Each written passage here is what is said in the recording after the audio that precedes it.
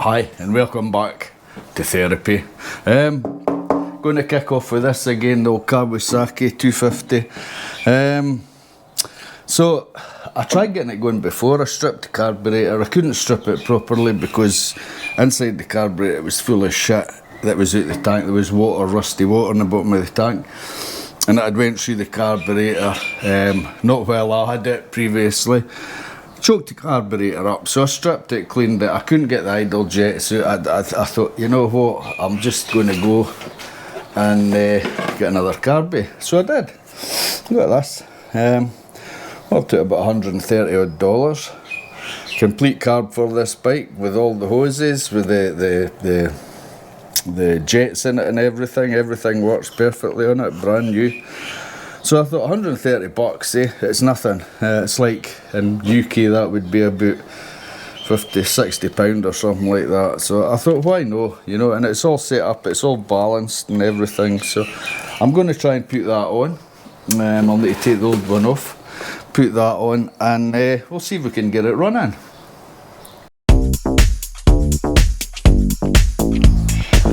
Now, one thing I'm going to show you which I found a bit odd, I couldn't get this working eventually when I cleaned it up and everything. And I found out your petrol hose goes onto here, and there was one for another hose, and I was unsure about that one, maybe the reserve. However, I found out, if you switch the thing on, so there's the petrol tank on, nothing comes out of it, right? This one's a vacuum from the carb. And this vacuum, as soon as you kick the bike over and air goes through the carb, it causes a vacuum that opens the valve. And I'll just show you. That's not tight enough. I'll try and suck it. So you see when I suck through that, petrol came out. So what this is for is when you switch your bike off, if you forget to turn the petrol off, eventually this will stop running. It won't flood your carburetor and be lying all over the road. So it's a sort of safety mechanism.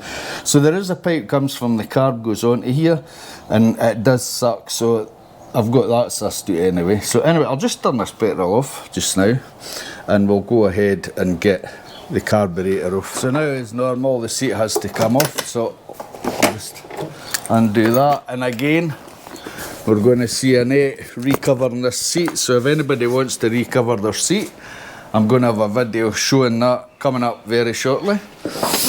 I've already got one on the scooter that I did, but this will be another one. Now I'm just going to take this tank off just now, just to give me a bit more room.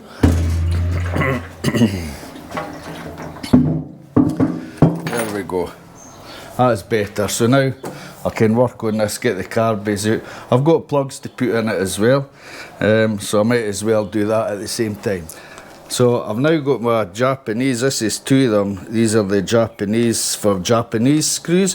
These ones have got wee jaws on them. I don't know if you can see it in the picture there, but it's got wee jaws for grip, so when you put the screwdriver into one of these Japanese screws, it's going to grip it better. Anyway, so I need to take these off first, or slacken them right off, the two screws that hold the rubbers on.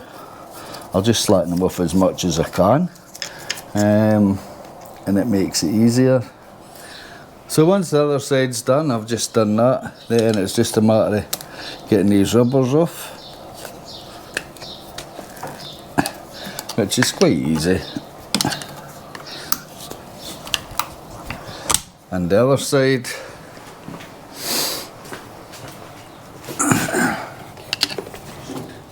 pull out.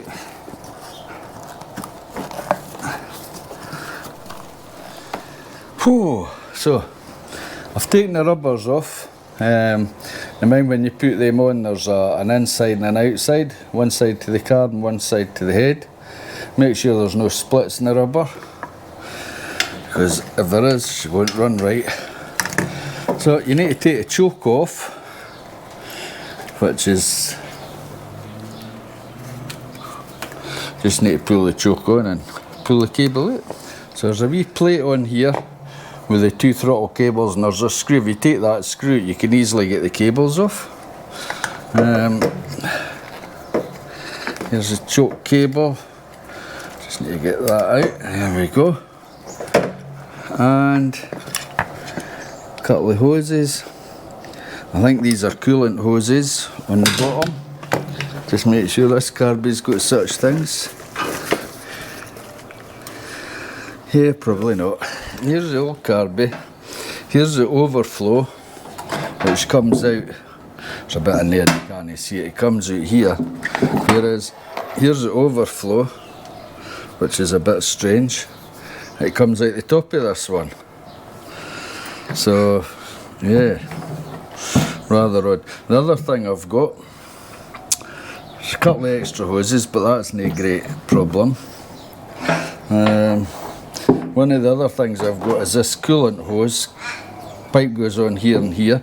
Coolant runs through there now. It's like it runs into here. This bit's got these holes, but they're just blanks. There's nothing in them. And there's nothing like you could run anything into.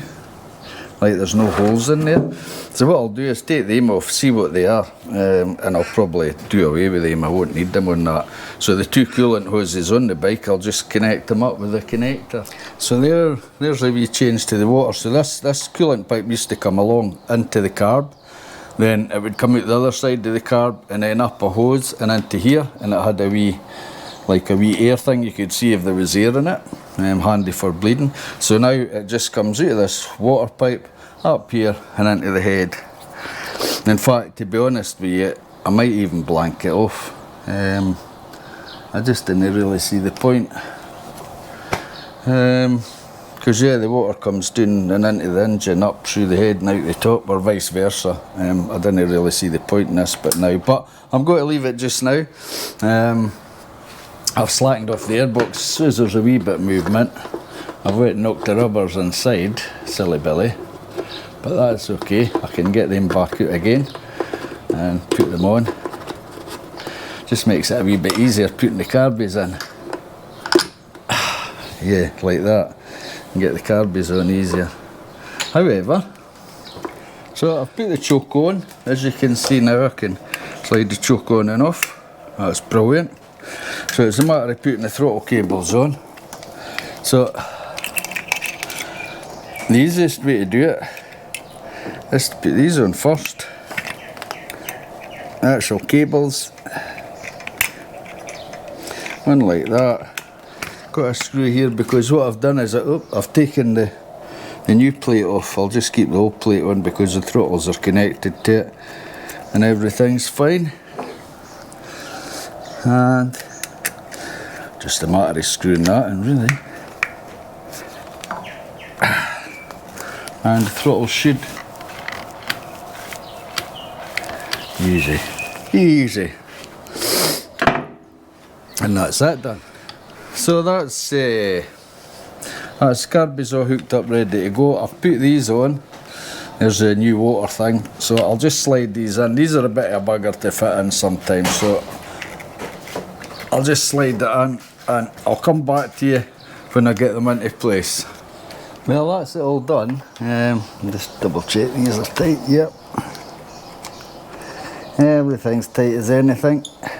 Now I slackened this airbox off just so as I could get the carbies on easier, so I can push it into the carbies and bolt it back together. So I'll go ahead and do that now, and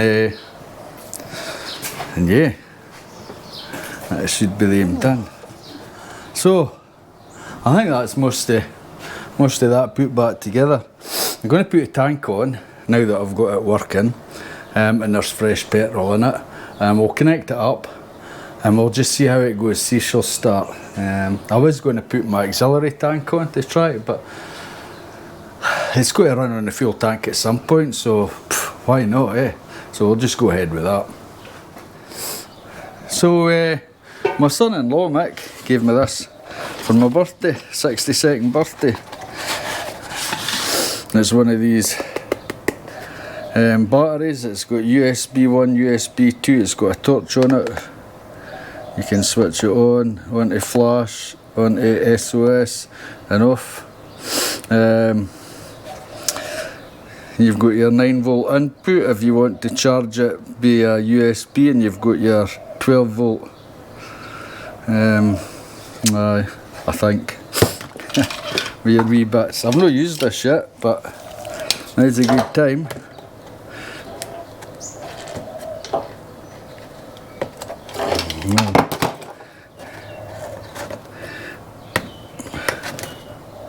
That shows how much has been open. There we go. So this goes in here, it can only go one way.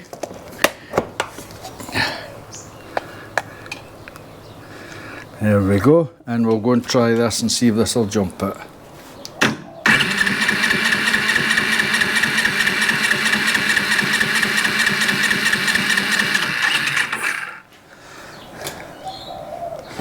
I'm not getting much better look at that, am I? I'm just wondering if this overflow and this, hang on, that comes out here. So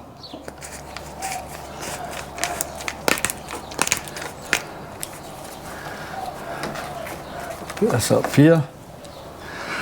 It's just dripping a wee bit. It needs clips on it, but it's getting fuel. We'll see what it does now. So here we go.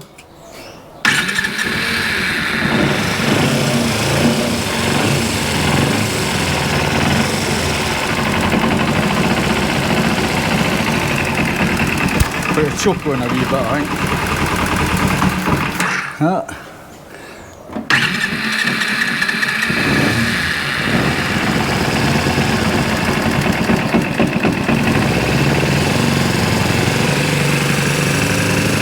Well, that's okay.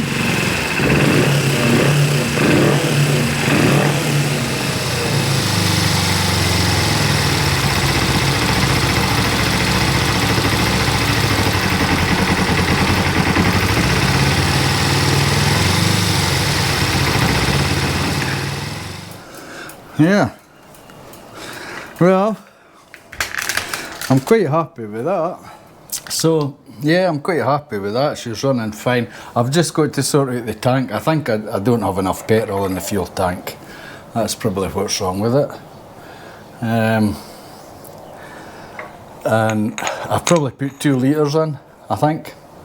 And I don't think it's enough, and that's what the problem is. But however, that doesn't matter. I'll get that sorted out in the next day.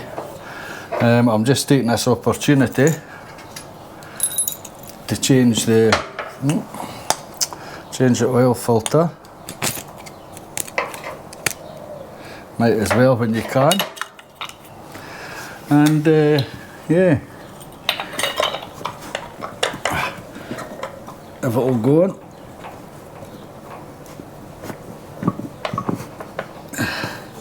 Yes, it will. I'll get that tightened up.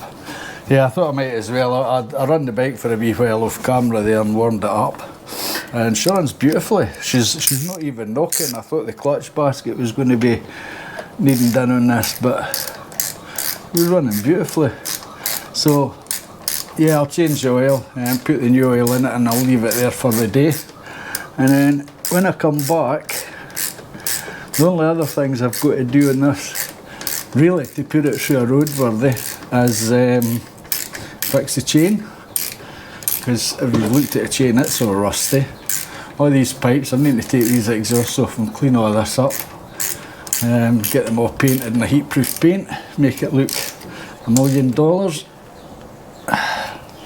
And front forks, because one of the seals is gone, so I'll change the 2 seals. There's no point doing just one. And probably a back tyre, and then sort the plastics out, and then I'll put it up for sale.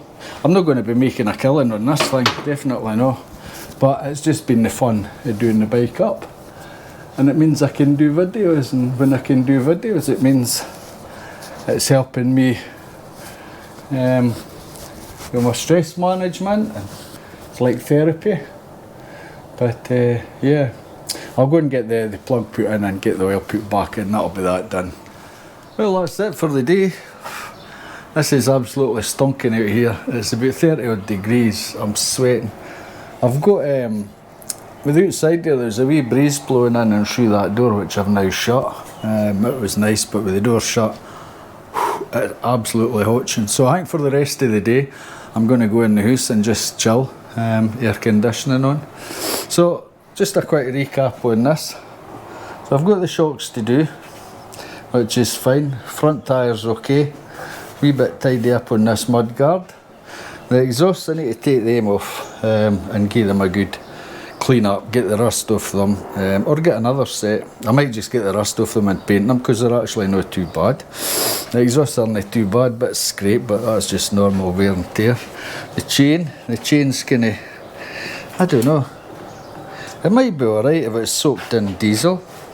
I'll see what it's like. The back tyres, I'll probably change that, So once I do that, this isn't running. It is running, but it's I've not got enough petrol in there. I just remembered I'd put maybe a couple of litres in it to try and get it to run. It wouldn't work off the tap. I think what's happened is it's that low. So I'll get a gallon, put that in it, and it should run no problem. I'll need to check the hoses, the breathers, make sure they're all 100%, because I'm still not sure, one or two of them. But I'll check them over, make sure they're alright, get run 100%. I've just changed the oil. I've just changed the oil filter. It's got fresh oil in it. I've put my jump pack away so I can't start it, but what I need to do is get a battery. The battery that's in that is tough. If it sits for a couple of days it goes flat, and you're talking about temperatures of 30 degrees, so I reckon the battery's done. I'll need to sort out the hose for the carb to the tank as well. And get the fairings tidied up, get all the cracked bits fixed, get it buffed up to a nice high shine, get the whole thing put back together, and you know what, she's going to be a bloody good bike. I reckon so. Especially with the new Carby on it. But that's it for the day. I'm absolutely knackered. I mean, look at it out there. It's that bloody bright, it's blinding. It is a nice day though. Got my wee trailer hiding up there as well. But yeah, and again, I've got other work to do. I'm waiting on my tyres coming for my Honda Goldwing. If you'll have watched the last video I put out, my Honda Goldwing tyres shredded. There's a video of that. That was shocking, coming down the freeway. But however, so I've got tyres coming for that, and I'll get her up in the hoist. That'll be a good test for the hoist. We'll get her up, check her over, see if there's anything needing fixed, serviced and that, check the brake pads. KTM again, I've got about 300 kilometres to do, and then it's due as 40,000, and I've got chunkier tyres to put on it to give it a wee bit more substance off-road. Yeah, and then all these other bikes, I'm going to get that's finished. So if you know anybody wanting a nice 800 cruiser, that's finished. The scooter just needs tidied up. That's about finished. And the rest, well, still working on them, but I'm in no rush. This is my therapy. This is what makes me feel good. So yeah, take my time, enjoy doing it, and that'll be it for the day. So I'll catch you later. I'll probably be back, unless the tyres come for that Goldwing, I'll probably be back onto the GPX. Once I get the battery for it, get petrol in the tank, get it running right, and then I'll get the front forks and the chain and the back tyre and everything done, get the body finished off. And that'll be her, ready for sale. Anyway, I'll see you all later. I hope you've had a good new year and everything, and I'll catch up with you in the next one. Bye.